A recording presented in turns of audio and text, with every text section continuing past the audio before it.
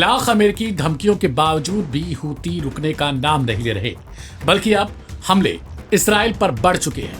Houthi group की ओर से missile हमलों की रफ्तार अब इसराइल के तेल अवीव तक जा पहुंची है। इसराइल पर हमलों के कारण वहां कब सायरन बजने लगते हैं, किसी को कोई भनक नहीं लगती। यमन पर अमेरिकी हमलों के बीच हूतियों ने हाइपरसोनिक मिसाइल से सीधा इसराइल के तेल अवीव को अपना निशाना बनाया। इससे शहर में हड़कंप मच गया है। इसराइल रक्षा बलों ने सोमवार शाम को यमन में हूती समूह द्वारा दागी गई मिसाइल को रोकने का दावा किया।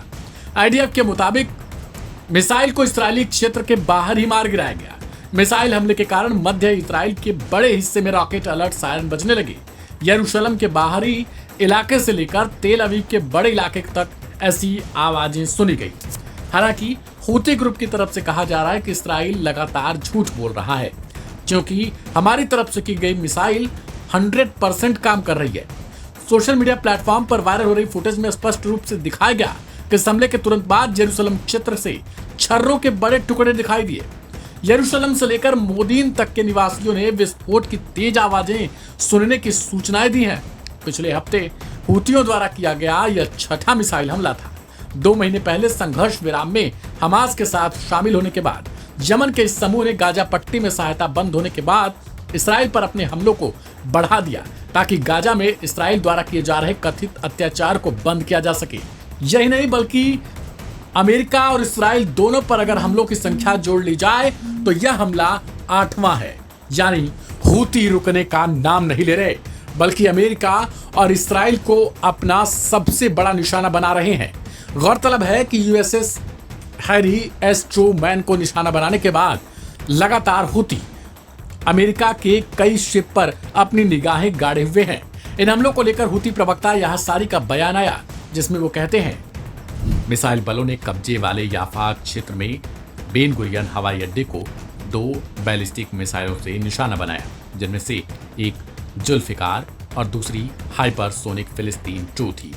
हमारे देश के खिलाफ अमेरिकी आक्रमण और सना और सादा में नागरिकों के खिलाफ उसके नरसंहार के प्रतिशोध में नौसेना, मिसाइल और यूएवी बलों ने बैलिस्टिक और क्रूज मिसाइलों और ड्रोन का उपयोग करके अमेरिकी विमान वाहक को ट्रूमैन के अलावा लाल सागर में कई दुश्मन युद्धपोतों को निशाना बनाया है।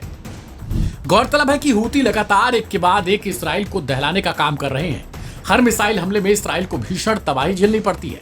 अमेरिकी हमलों के बावजूद यह ग्रुप रुकने का नाम नहीं लेता, बल्कि हमले और तेज कर देता है। जानकार मानते हैं कि यमन के हूती ग्रुप की ओर से हर बार ये संकेत दिए जाते हैं कि वे मरने के लिए तैयार हैं, लेकिन हार मानने को नहीं। यहाँ तक कि अमेरिका की धमकियों के बावजूद यह ग्रुप तुरंत पलटकर जवाब देता है, वो भी हथियारों से। यमन के हूतियों को शायद अमेरिका और इसराइल हल्के में ले रहे थे, लेकिन वे इनकी समझ से बहुत ज्यादा आगे निकल चुके हैं। अमेरिकी राष्ट्रपति डोनाल्ड ट्रंप ने जब हूती फाइटर्स को धमकी देते हुए हमले शुरू किए, तब उन्होंने कहा था कि हूतियों, तुम्हारी तबाही का वक्त है। तब शायद उनके जहन में यह न हो कि यमन के हूती इस कदर रिएक्ट करने वाले हैं। अब हालात ये हैं कि यमन के अंसारुल्लाह 2 मोर्चों पर लड़ाई लड़ रहे हैं। एक तो लाल सागर में वो अमेरिकी हमलों का मुकाबला कर रहे हैं, तो दूसरी ओर यमन से सैकड़ों मील दूर इसराइल पर भी धावा बोल रहे हैं। और ये जवाब गाजा में कत्लेआम का अवतार है।